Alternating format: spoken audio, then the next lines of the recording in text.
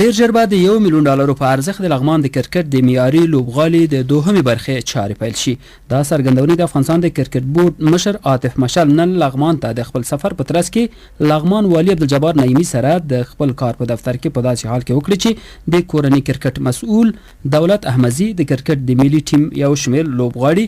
د سپینغر زون د کرکټ بورډ مسؤل بختیار ساحل او یو شمېر نورو مسؤلینو هم ورسره ملتیا کوله. پیل کې ښاغلي مشال د لغمان والي له حوصله مندۍ مننه وکړه چې د دغه پروژې د ځنډنې کېدو باوجود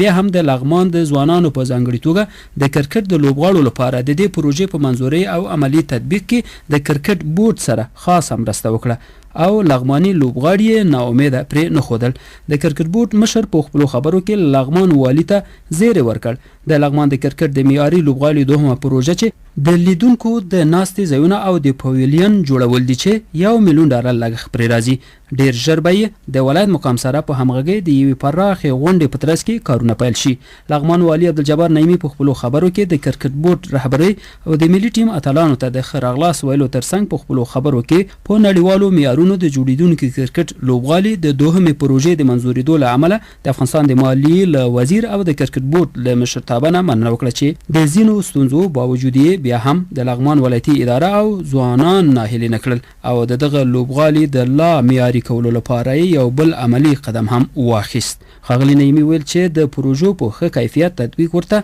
تر ټولو ډیر اړین دی او باید د دې پروژې له چارو په درسته توګه د سرته رسیدو په موخه د افغانستان د کرکټ بورډ عمومي اداره او په لغمان کې د اولمپیک امریت اړونده ریاستونه او د کرکټ بورډ مسؤلین په دوامدار شکل نظارت او څارنه وکړي. لغمان والي زیاته کړه چې د ځوانانو ورزشکارانو استعداد دې ته هڅوي څو په لغمان کې په نړیوالو معیارونو د برابرو لوبغالو په جوړیدو او ځوانانو ته په هره برخه کې د لازمو اسانتیاو په برابرولو کې خپل هڅې نورې هم ګړندۍ کړي.